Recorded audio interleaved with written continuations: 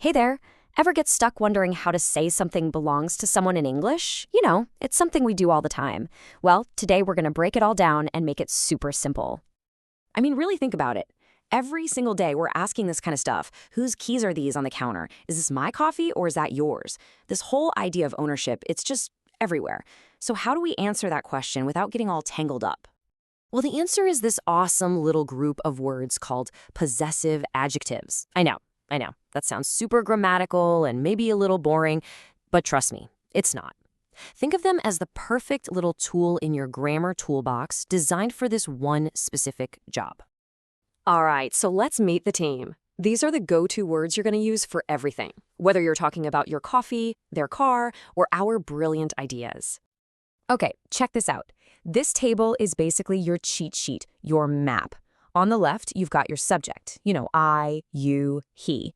And right next to it on the right is the word that shows what they own. So I becomes my. You becomes your. See that? It's a straight line, a direct connection for each and every one. Super straightforward. Okay, so looking at a chart is one thing, but let's see how these words actually work out in the wild.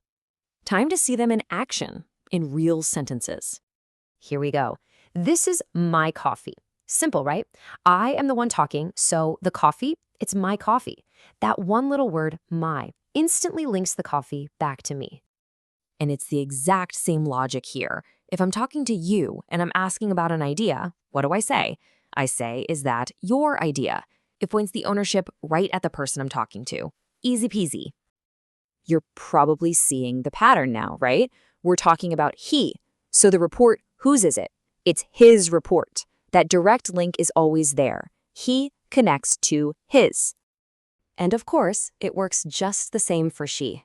The car belongs to her. So, it's her car. See how clean that is? No confusion at all.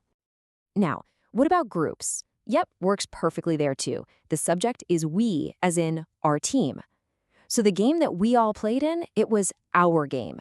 It shows that shared collective ownership. And to round it out, let's look at they.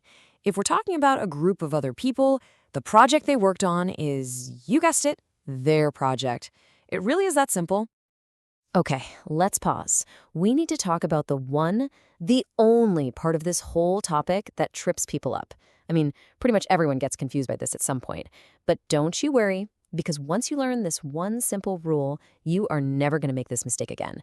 We are talking, of course, about it's versus its. So this is the one question you have to ask yourself every time you're about to type one of these words. Is it showing possession, or is it just a shortcut for two other words? Because the answer to that question tells you whether or not you need that pesky little apostrophe. And this slide just lays it all out perfectly. Look at the left side. It's no apostrophe. That's our guy, the possessive one. The tail belongs to the dog, so the dog wagged its tail. Now look at the right. It's with the apostrophe. That's just a contraction, a shorter way of saying it is or it has.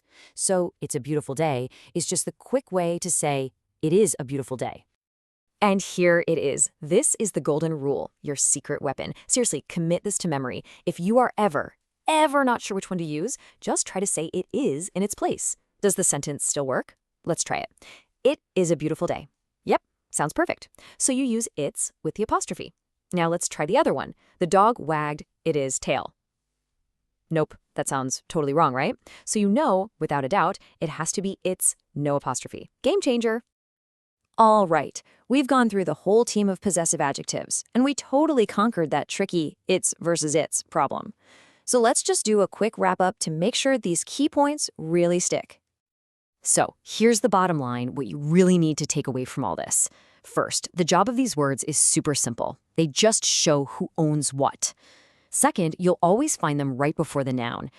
My book, her idea, their car. They're adjectives, after all.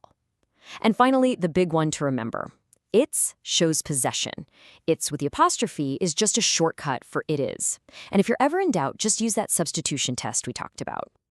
And just like that, you've got it. You now have a rock-solid handle on possessive adjectives. It might seem like a small piece of grammar, but honestly, getting this right makes your writing and speaking sound so much more polished. So give yourself a pat on the back for that. And maybe ask yourself, what's the next little piece of your grammar journey you're ready to tackle?